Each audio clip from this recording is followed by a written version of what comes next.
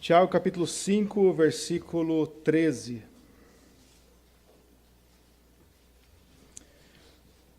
Tiago, capítulo 5, a partir do versículo 13. Está alguém entre vós sofrendo? Faça oração. Está alguém alegre? Cante louvores. Está alguém entre vós doente? Chame os presbíteros da igreja e estes façam oração sobre ele, ungindo-o com óleo em nome do Senhor. E a oração da fé salvará o enfermo, e o Senhor o levantará. E se houver cometido pecado, ser-lhe-ão perdoados. Confessai, pois, os vossos pecados uns aos outros e orai uns pelos outros, para serdes curados. Muito pode, por sua eficácia, a súplica do justo. Elias era homem semelhante a nós, sujeito aos mesmos sentimentos, e orou com instância para que não chovesse sobre a terra, e por 3 anos e 6 meses não choveu. E orou de novo, e o céu deu chuva, e a terra fez germinar seus frutos. Meus irmãos, se algum entre vós se desviar da verdade e alguém o converter, sabei que aquele que converte o pecador do seu caminho errado salvará da morte a alma dele e cobrirá multidão de pecados. Vamos orar? Senhor, nós te louvamos, engrandecemos o teu nome pelo sacrifício que o Senhor fez por nós, pela igreja que o Senhor comprou com o seu próprio sangue, e porque o Senhor não só morreu, mas o Senhor Jesus Cristo ressuscitou dentre os mortos, foi visto por mais de 500 pessoas e depois foi elevado aos céus, à vista de todos, e hoje está intercedendo por nós à sua direita. Obrigado pela esperança de que estaremos com o Senhor por toda a eternidade e pela esperança, pela certeza de que o Senhor está conosco aqui enquanto vivemos na terra, enquanto estamos nessa parte da eternidade. Nós te louvamos pela tua palavra e pedimos que o Senhor fale aos nossos corações nessa manhã, em nome de Jesus. Amém. Nós temos um texto final de Tiago, e aqui Tiago vai falar um pouco sobre empatia. O termo grego pathos significa sentimento. Você fala apatia, alguém que é apático, alguém que não demonstra sentimentos por alguém. Alguém simpático, alguém que merece o seu sentimento, é consentimento. E alguém empático é alguém que sente o que o outro sente. E nesse ponto, nós vamos ver a importância da vida, que Tiago também vai colocar a importância da vida na igreja. É importante a gente entender que no propósito de Deus, o salvo, ele não deve estar fora da igreja. A gente viu agora há pouco que Cristo morreu, a morte dele foi algo terrível. E em Atos diz que Deus comprou a igreja com o seu próprio sangue. Cristo disse: sobre essa pedra edificarei, em Mateus 16, sobre essa pedra edificarei a minha igreja. E as portas do inferno não prevalecerão contra ela.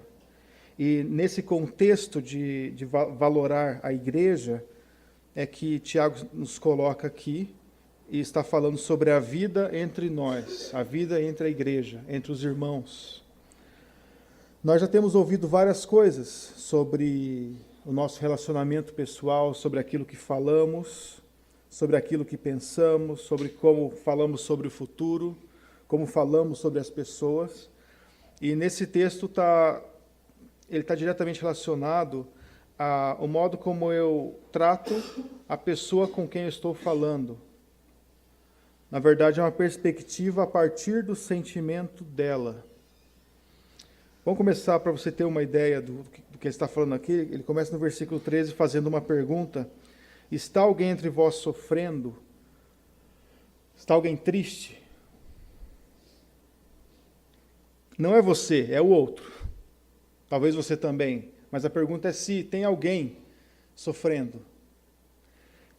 Faça oração. Também a questão não é a pessoa com a qual você está falando está sofrendo. Faça oração. A questão é, está alguém sofrendo? Faça oração. Isso nos leva a ter uma preocupação real com todos. Você está aqui conversando e tem alguém sofrendo ali. Então você vai e faça oração. Isso nos leva também a uma história do Antigo Testamento, que é José, quando estava na prisão. E José, passando pela prisão, ele foi preso injustamente, mas estava preso. E ele olha para um dos encarcerados e fala: você está triste hoje, seu semblante está triste hoje. E você vê em José um servo de Deus, ou seja, ele prestou atenção no semblante do outro. Ele poderia estar ali na prisão, lamentando por estar preso, talvez anunciando a todos a sua inocência e pregando isso, preocupado em provar que não estava ali por merecer, que estava ali sem merecer, mas ele, dentro da prisão, está preocupado com aquele jovem ali. Está sofrendo, esse rapaz está sofrendo. O que aconteceu? Como eu sei se alguém está sofrendo? Pelo semblante. E ele diz: está alguém entre vós sofrendo? Faça o quê? Faça oração. A oração, se você olhar nos Salmos, boa parte dos Salmos são orações. A oração inclui a lista do sofrimento, o que me faz sofrer, e a oração inclui quem Deus é nesse contexto do meu sofrimento, e a oração inclui no final uma palavra de esperança de que Deus está cuidando de mim naquele momento. Então, na verdade, quando você ora por alguém desse jeito, não simplesmente: Senhor, olha o fulano aqui, ele está sofrendo, ajuda ele, amém. Mas no contexto de lembrar as Escrituras, lembrar quem Deus é para a pessoa. Você sabe disso, muitas vezes quando você está sofrendo e você ouve na internet ou lê um texto, alguém chega e fala para você da grandeza de Deus, da soberania de Deus, como isso não anima você. Saber que Deus está acima daquilo. Então, está alguém sofrendo, leve isso na presença de Deus, anime essa pessoa. E aqui vem uma palavra para nós homens, aproveitar que minha esposa não está aqui. Raramente ela não está, mas ela foi dar aula para as crianças. Espero que não esteja gravando também. Mas às vezes a mulher está sofrendo. E não sei se os homens têm essa experiência, mas mulheres sofrem. A mulher está sofrendo, está triste com alguma coisa, e o homem chega e ele pede para ela explicar o que está te deixando triste. Aí ele explica. Aí qual que é a primeira reação do homem? Achar uma solução. Ela não quer ouvir a solução. Ela quer que você ore com ela, quer que você chore com ela, mas ela não quer ouvir, naquele momento específico, o que ela deveria ter feito. Ou quais são os meios racionais de resolver aquele problema. Ela simplesmente quer alguém do lado. Conta-se, a história sobre a rainha da Inglaterra, que ela está passando por uma rua lá com o carro dela e tem um movimento, pergunta o que é, o pessoal diz que é um velório. Não lembro exatamente os pontos da história, mas ela simplesmente vai então lá, tem a mulher chorando pelo seu marido, seu ente querido, e ela chega ao lado da mulher, chora junto com a mulher e sai, não fala nada. De alguma forma consolou a mulher, simplesmente fazendo isso. Às vezes, quando alguém está triste, quando alguém está chorando, quando alguém está sofrendo, A melhor coisa que você faz é lembrar essa pessoa de que Deus está sobre tudo, levando em oração essa questão a Deus. É mais ou menos o chorai com os que choram, que a gente já passou. Então, está alguém sofrendo? Faça oração. Mais uma questão aqui. Não subestime o sofrimento alheio. Não subestime o sofrimento alheio. Alguém está sofrendo por algo. A menininha está sofrendo porque perdeu a perninha da boneca. Não chega para ela e diz, é só a perninha da boneca. Não é a perninha da boneca, é a perninha da Pope. Entende? Tem um nome a boneca. Então, se a pessoa está sofrendo, é porque aquilo é importante para ela.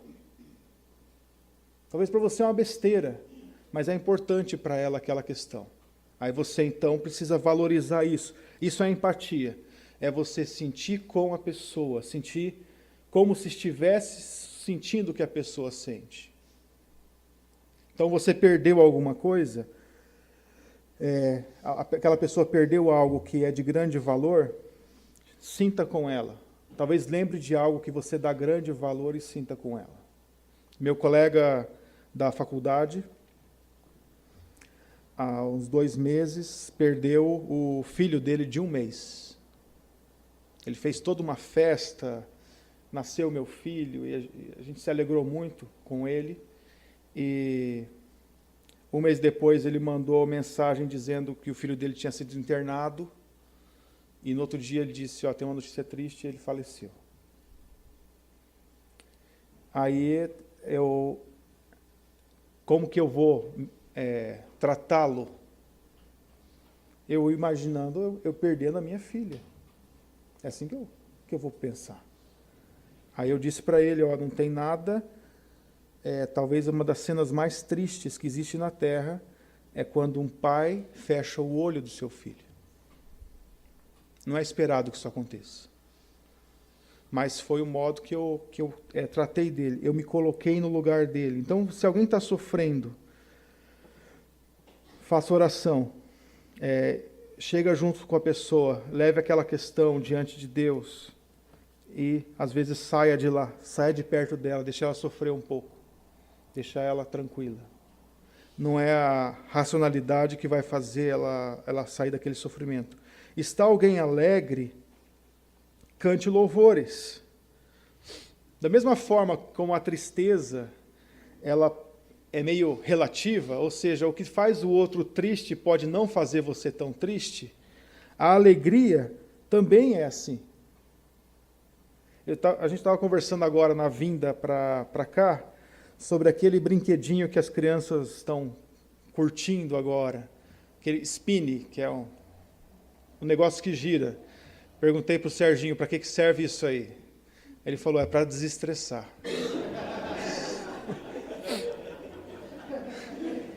Aí eu perguntei, funcionou? Está funcionando?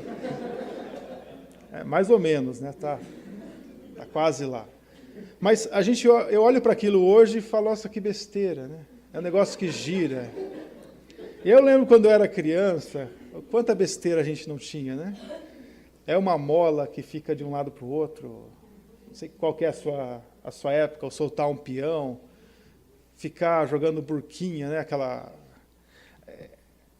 Uma coisa que você olha, mas qual que é a graça disso? Na verdade, se você olhar para qualquer coisa na vida, olhar para a sua conclusão lógica, não tem razão, não tem graça. Qual é a graça de 22 homens correndo atrás de uma bola, domingo à tarde? Tentando fazer um gol, e quando faz aquela alegria toda, né? Então, mas isso não tem graça. Como eu falei para os homens, né, a questão da empatia, agora eu falo para as mulheres. Mulheres, quando o seu marido estiver alegre ali, que o time dele marcou um gol, cante louvores.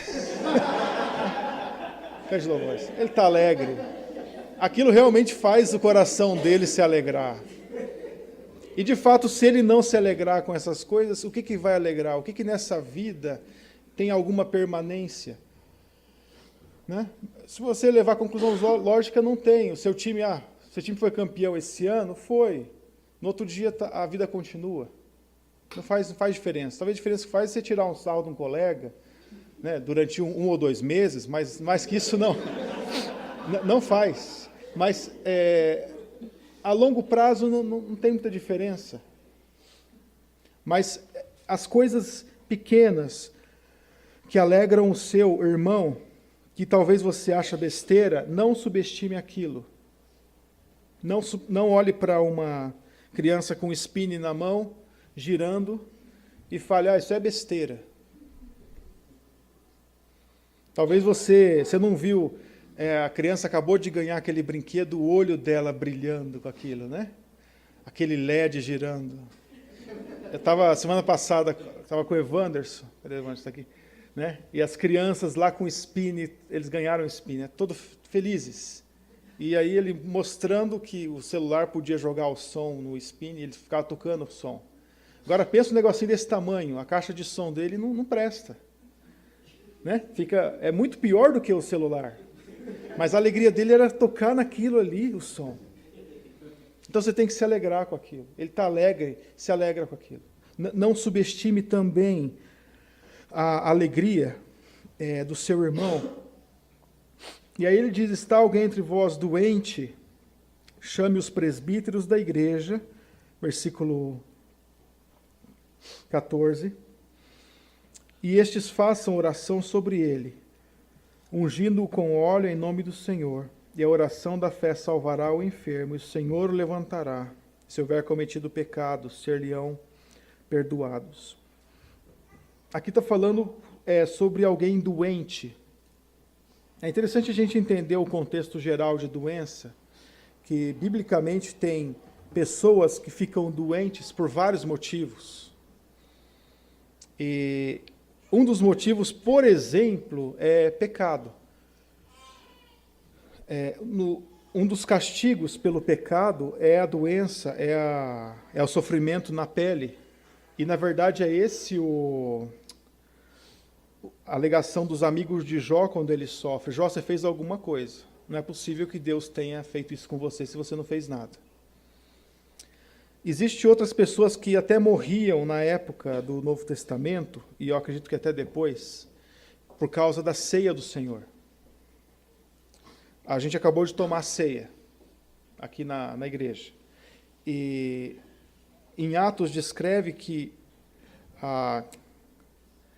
em 1 Coríntios, coloca a questão de que muitos daquelas pessoas que estavam tomando da ceia tomavam de modo impróprio, de modo indevido, sem atentar pelo corpo de Cristo.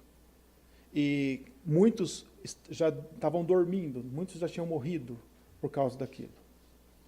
O Antigo Testamento, uma figura bem paralela a isso, traz a figura do homem que duvidava da sua esposa, ele achava que a sua esposa havia adulterado.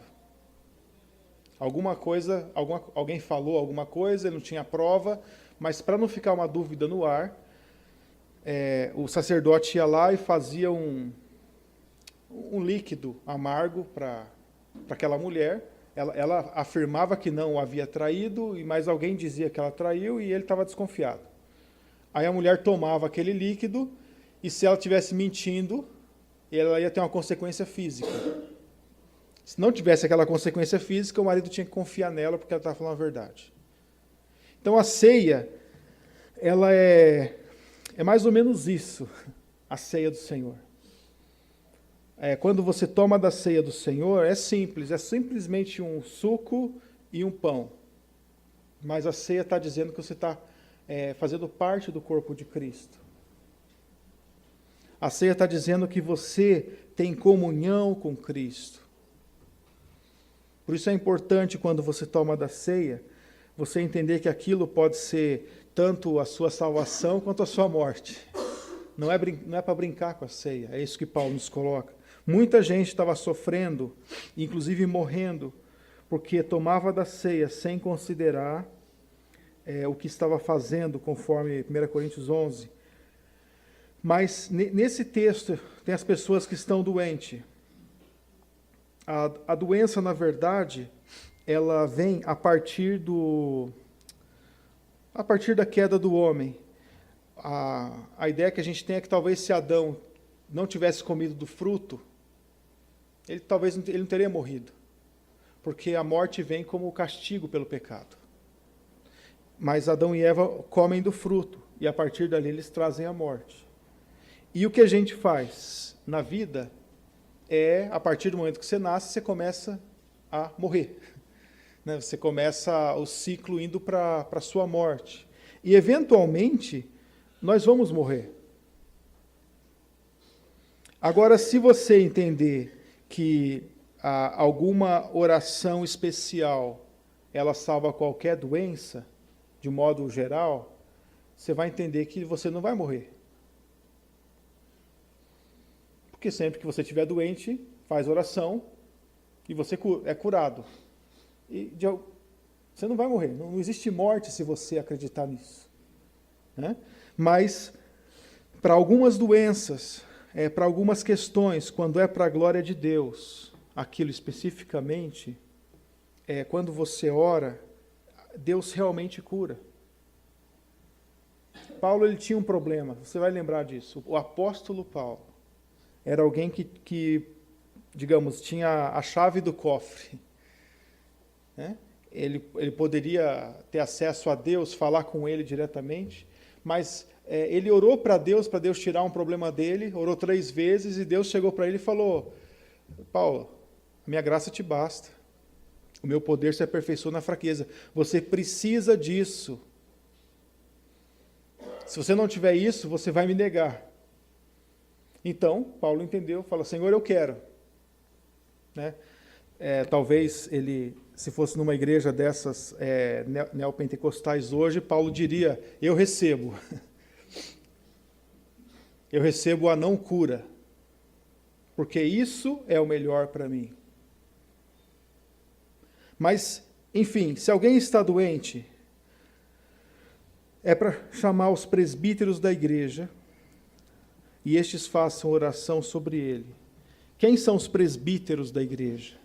Biblicamente falando, o termo presbítero é ancião.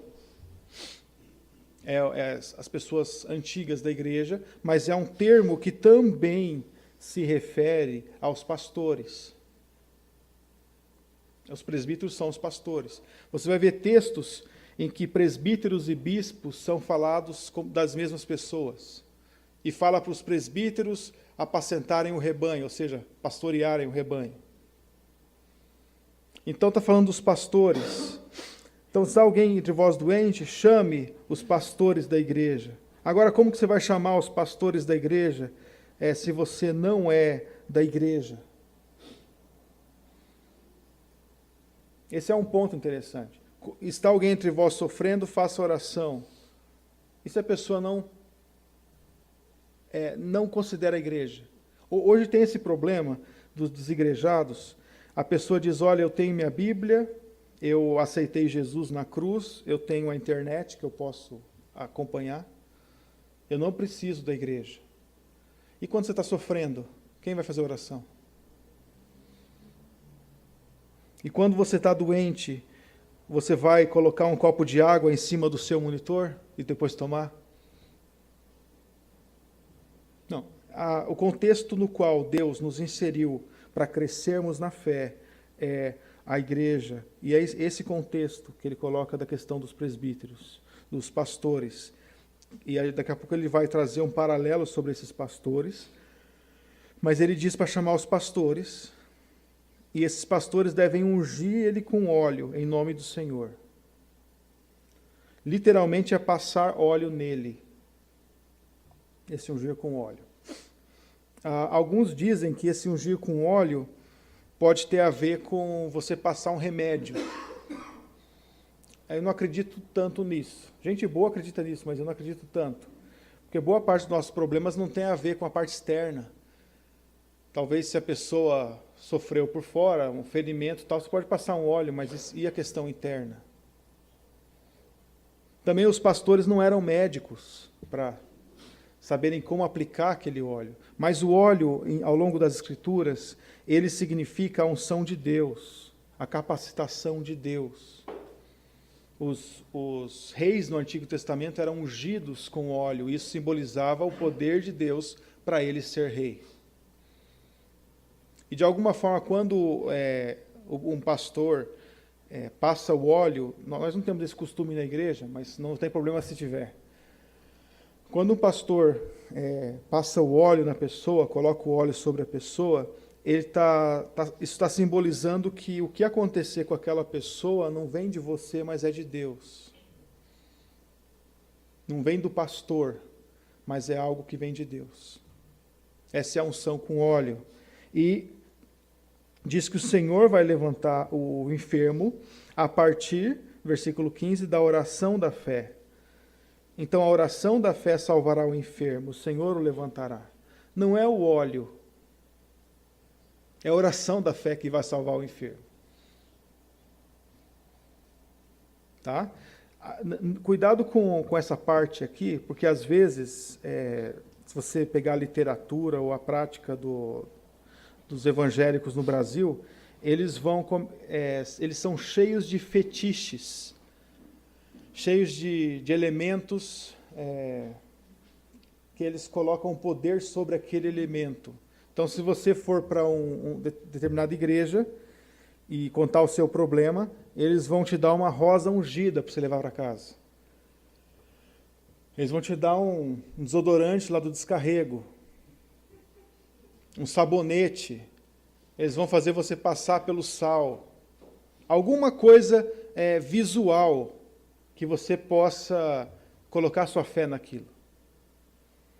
As pessoas precisam disso de alguma forma. Algumas pessoas precisam de algo que eles podem tocar, que eles podem fazer. A gente brinca um pouco na questão lá do consultório. A Tabé às vezes dá um remédio para alguém e a pessoa está tomando lá um antibiótico. Né? O antibiótico ele vai fazer efeito lá pelo 4º dia. Até aí não faz efeito, o corpo está se acostumando. Às vezes faz efeito psicológico, né? Você colocou o comprimido na boca, você já se sente bem. Mas lá para o 4º dia vai fazer efeito. Aí no 3º dia a vizinha fala, e aí, como que está? Olha, não melhorei ainda. Vou fazer um chá para você aqui. Faz o chá, ela toma o chá, no 4º dia ela melhora. O que sarou ela? Foi o chá. Ela vai chegar no consultório e vai falar, olha, o remédio que a senhora me deu não fez efeito, mas o chá que a minha vizinha me deu fez o efeito, foi o chá. Mas você quer fazer uma coisa que vai fazer esse doente sarar rapidinho, você fala para ele, ó, o senhor vai tomar esse comprimido 3 vezes por dia. Na primeira vez o senhor vai dar um pulinho, na segunda vez o senhor vai dar 2 pulinhos, na terceira 3. Não pode falhar. O cara vai voltar curado. Você pode dar um comprimido de um placebo, né? Um comprimido de trigo para ele. Ele vai voltar curado. Então, as pessoas elas precisam, às vezes, desse elemento que eles tocam. E não é isso que Tiago está pregando aqui para nós.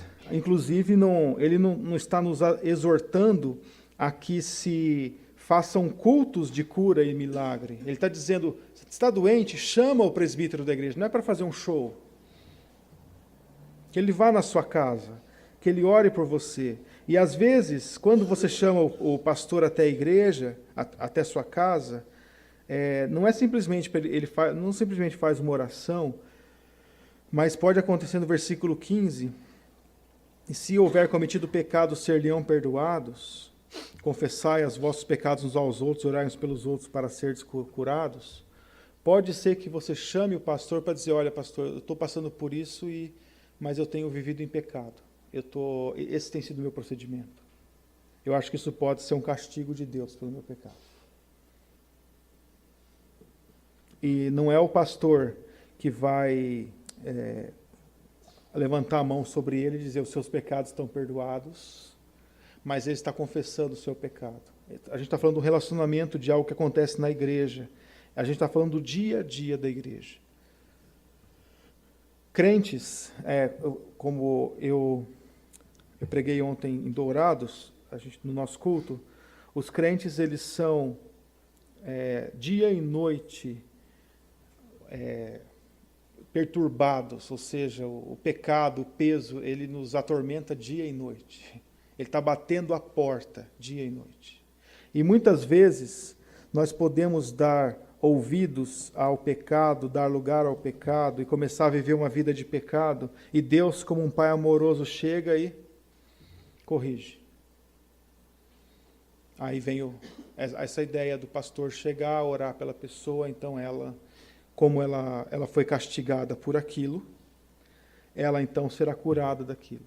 Talvez a figura mais próxima disso, no Antigo Testamento, quando Miriam e Arão pecam contra Deus, Deus coloca uma lepra sobre Miriam, e então Moisés vai e ora por Miriam para que ela seja curada. Ela se arrepende do seu pecado. Aí Deus dá uma semana e cura ela. Talvez seja um paralelo daquilo que nós temos no Novo Testamento. Para você entender isso de uma forma, para que isso fique bem claro para você, o contexto que nós estamos falando no versículo 16 é: confessai, pois, os vossos pecados uns aos outros, para serdes, e orai uns pelos outros para serdes curados. O contexto é mais uma enfermidade ligada a pecado. Algo que precisa ser tratado. Você não precisa chamar o pastor quando está doente, mas não precisa esperar ficar doente para chamá-lo. Você pode chegar e conversar com ele, ou conversar com outro irmão, antes, confessar os seus pecados uns aos outros e orar uns pelos outros. E para ilustrar essa questão da oração, ele diz: muito pode por sua eficácia a súplica do justo. Elias era homem semelhante a nós, sujeito aos mesmos sentimentos, e orou com instância para que não chovesse sobre a terra, e por 3 anos e 6 meses não choveu. E orou de novo, e o céu deu chuva, e a terra fez germinar seus frutos. Sempre que a Bíblia traz os exemplos humanos, ela faz questão de dizer que eles eram humanos. Porque é isso que nós somos. Às vezes nós olhamos para os heróis da Bíblia e achamos que eles têm uma capa do super-homem, né? E aí olhamos para aquela figura, né, mítica, um mito do passado e tal, aquele homem que nada podia chegar perto dele, mas Elias era assim, era um homem semelhante a nós. Ele vai e mata lá os 450 profetas de Baal, aqueles homens idólatras, pega a sua espada, mata todo mundo. No outro dia, a mulher do rei fala: vou te pegar. E ele sai fugido, quer morrer. Era um homem igual a gente, né? Que um dia é o herói do mundo, no outro dia está mal. Era um homem normal. E Elias ora, e por 3 anos e meio não chove. Você já experimentou orar pela chuva? Orar para chover ou para parar de chover? É isso que Elias fez. Ou seja, a gente não tem controle nenhum sobre as nuvens. Talvez hoje, com equipamento, você consiga mexer um pouco mais com a tecnologia, mas em termos de oração, você não tem acesso a isso. Mas Elias, ele orou e não choveu, e ficou sem chover, e todo mundo indignado em Israel inteiro com Elias, porque sabia que ele tinha orado para não chover. Olha só, o pessoal, ao invés de falar: olha que homem de Deus que nós temos no nosso meio, ele orou e não está chovendo, eles estavam indignados porque sabiam que era culpa dele, né, que não choveu. Pensa a vizinha de Elias, né? Pensa o vizinho que tinha plantação lá. Ele passava em frente da casa de Elias e falava: e aí, quando vai orar de novo para chover? Mas era um homem como nós. E é essa a ilustração. Nós também, quando oramos uns pelos outros, não deveríamos orar pro forma. Sabe, orar para desencargo de consciência. Mas quando oramos uns pelos outros, Devemos ter a certeza de que Deus atende às nossas orações, de que Deus nos ouve. Nessa questão de empatia, então, de sentir o que o outro sente, quando você ora pelo outro, você ora como se fosse para si mesmo, você está preocupado com o sofrimento do outro, você também está preocupado com a desgraça que o pecado pode causar na vida do outro, porque talvez você já tenha experimentado isso na sua própria vida, o quanto o pecado é destrutivo, e você tem uma preocupação com a alma do outro, versículo 19. Meus irmãos, se algum dentre vós se desviar da verdade, alguém o converter, sabei que aquele que converte o pecador do seu caminho errado salvará da morte a alma dele e cobrirá a multidão de pecados. A nossa preocupação com os homens à nossa volta deve ser uma preocupação genuína. A preocupação com aqueles que estão se perdendo. Tem uma mensagem interessante sobre aquele homem cego que Cristo curou em 2 etapas. Primeiro, Cristo passa algo no olho dele e fala: e aí, como que está? Aí ele diz: vejo os homens como árvores. Depois Cristo dá mais um banho lá e ele então começa a enxergar normal. Mas às vezes nós temos esse problema dessa semi-cegueira. Às vezes nós vemos os homens como árvores. Podemos começar a ver os homens como árvores. Ver os homens como seres que não têm, tanto faz, tanto fez. Quem se importa com uma árvore? Eu me importo com uma árvore que fica no semáforo ali, na outra rua, porque quando eu viro a rua para vir para cá, Rui Barbosa, descendo aqui, aquela árvore não deixa eu ver o semáforo. Eu só consigo ver o semáforo chegando perto da árvore. Aí você pensa, você está 120, tem que frear. É complicado. Mas nós, na verdade, não ligamos tanto para árvores, no sentido, os sentimentos da árvore. Ligamos sim, mas não para os sentimentos. Agora, nós não devemos ver os homens como árvores. Então, se algum dentre vocês, se algum dentre nós se desviar da verdade, a nossa atitude deveria ir tentar convertê-lo. Agora é interessante o viés que ele toma aqui. Ele diz: sabei que aquele que converte o pecador do seu caminho errado, ou do seu mau caminho, salvará da morte a alma dele e cobrirá a multidão de pecados. O pecado daquela pessoa pode levá-lo à morte, essa é a questão. É como se você olhasse para uma pessoa na beira do precipício, olhando para baixo, querendo se jogar, e você chegasse do lado e segurasse aquela pessoa. Você salvou aquela alma da morte. Então, quando você vai atrás, quando você, através dos meios corretos, através do evangelho puro, fala com o pecador e aquela pessoa se converte, você está fazendo aquilo que a pessoa vai ser mais grata durante toda a vida. Você salvou aquela pessoa do inferno, salvou aquela pessoa da perdição. Não é uma coisa de somenos, não é uma coisa sem importância quando você leva um pecador a reconhecer o seu pecado e se converter a Deus. Nota que ele usa o termo e converte o pecador do seu mau caminho.